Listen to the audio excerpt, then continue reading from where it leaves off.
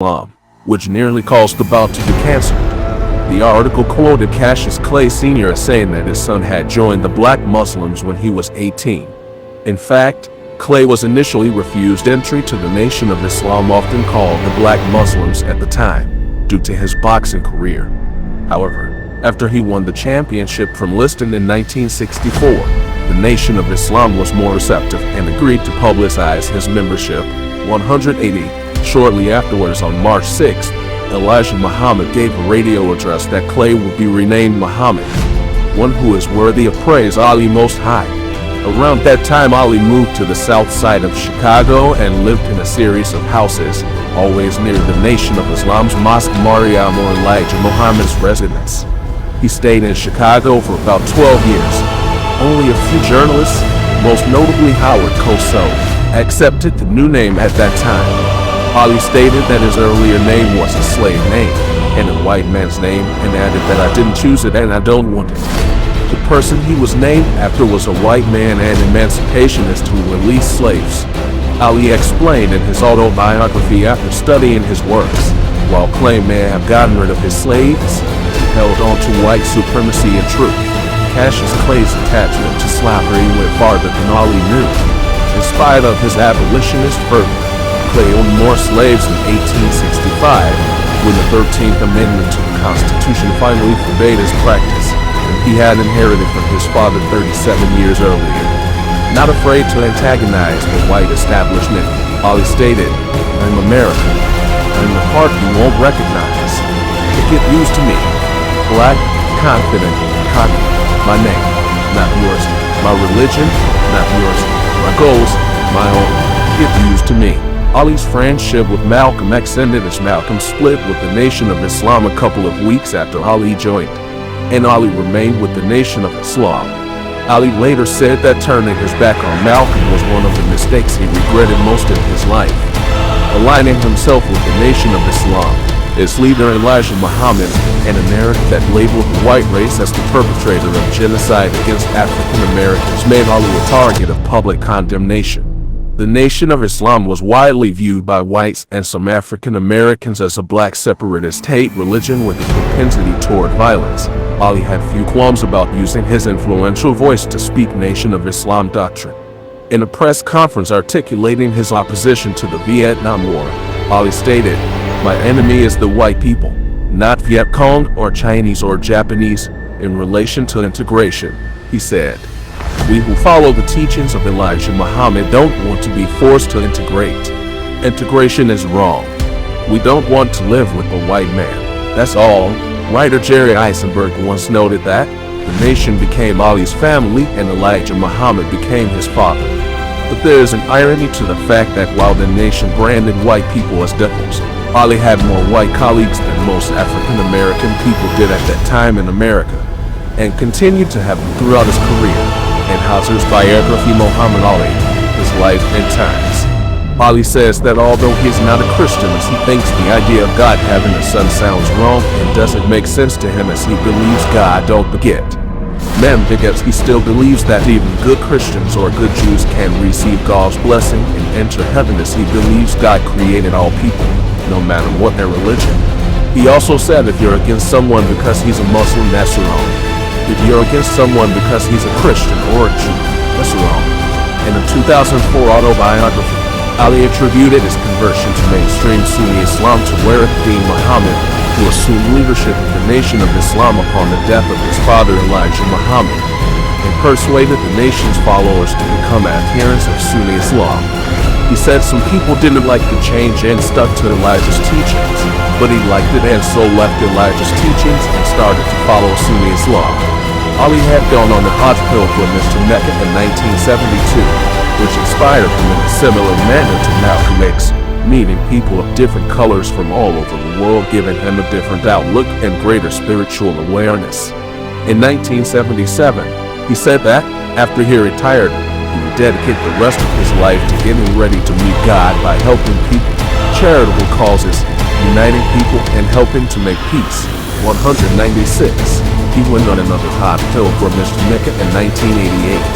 After the September 11 attacks in 2001, He stated that Islam is a religion of peace and does not promote terrorism or killing people, and that he was angry that the world sees a certain group of Islam followers who cause this destruction. But they are not real Muslims. They are racist fanatics who call themselves Muslims. In December 2015, he stated that true Muslims know that the ruthless violence of so-called Islamic jihadists goes against the very tenets of our religion. That we as Muslims have to stand up to those who use Islam to advance their own personal agenda, and that political leaders should use their position to bring understanding about the religion of Islam, and clarify that these misguided murderers have perverted people's views on what Islam really is. In later life, after retiring from boxing, Ali became a student of the Quran and a devout Muslim. He also developed an interest in Sufism, which he referenced in his autobiography, The Soul of the Butterfly. According to Ali's daughter, Hannah Yasmin Ali, who co-authored The Soul of the Butterfly with him, Ali was attracted to Sufism after reading the books of Inayat Khan, which contained Sufi teachings from Islamic scholars such as Grand Mufti of Syria Omar Asisai Ahmed Kaftero, Bishop Kubani, Imam Zay Shakir, Hamza Yusuf, and Timothy J. Gianotti. His bedside during his last days and ensured that although his funeral was interfaith, it was still in accordance with Islamic rites and rituals.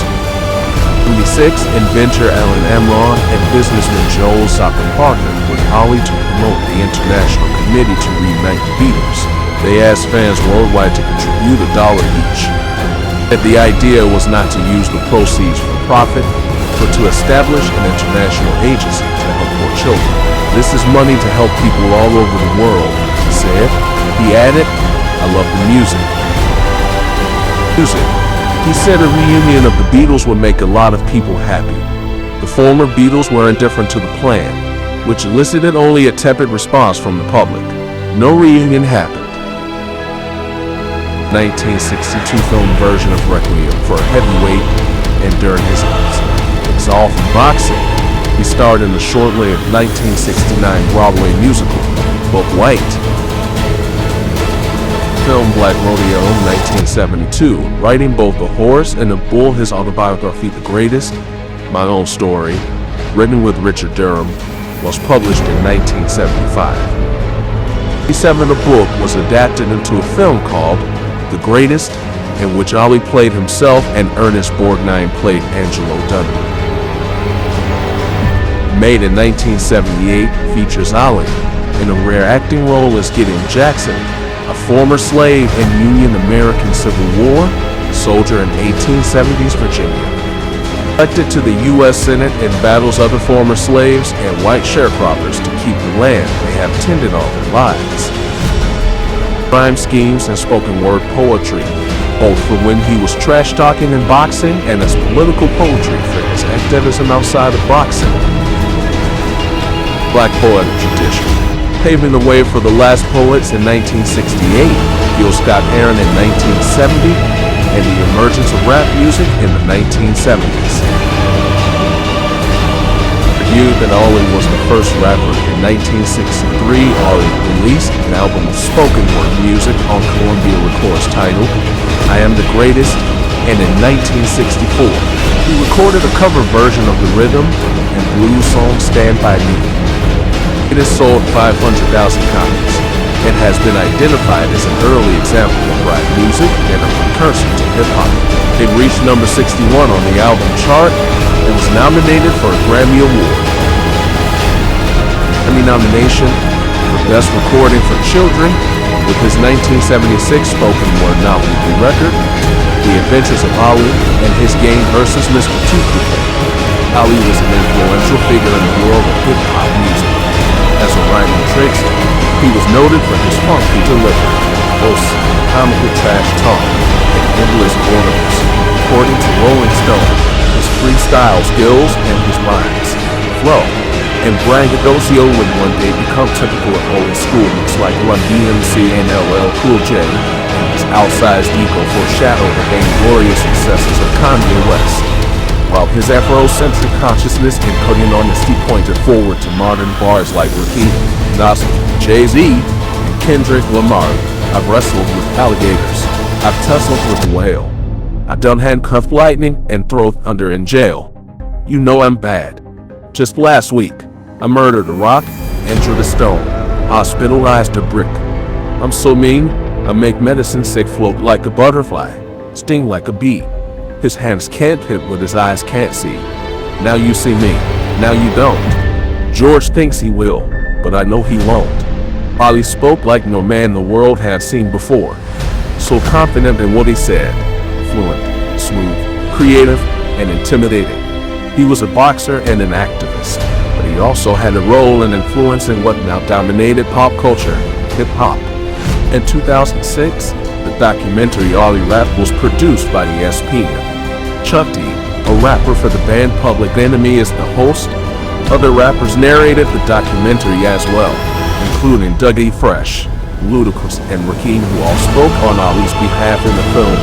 He has been cited as an inspiration by rappers such as LL Cool J, Public Enemy's Chuck D, Jay-Z, Eminem, Sean Combs, Slick Rick, Nas, and MC Lyte. Ollie has been referenced in a number of hip-hop songs, including Migos' Fight Night, The Game's Jesus Peace, Nas The Message, The Sugar Hill Gang's Rapper's Delight, The Fugees' Ready or Not, PPMP's You're a Customer, and Will Smith's Getting Jiggy With It. Ollie was involved with professional wrestling at different times in his career. On June 1st, 1976, as Ollie was preparing for his bout with Inoki, he attended a match featuring Gorilla Monsoon. After the match was over, Ollie removed his shirt and jacket and confronted professional wrestler Gorilla Monsoon in the ring after his match at the Worldwide Wrestling Federation show in Philadelphia Arena. After dodging a few punches, Monsoon put Ollie in an airplane spin and dumped him to the mat. Ollie stumbled to the corner, where his associate Bush Lewis convinced him to walk away. On March 31st, 1985, Ollie was the special guest referee for the main event of the inaugural WrestleMania event. In 1995, Ollie led a group of Japanese and American professional wrestlers, including his 1976 opponent Antonio Inoki and Ric Flair, on a sports diplomacy mission to North Korea.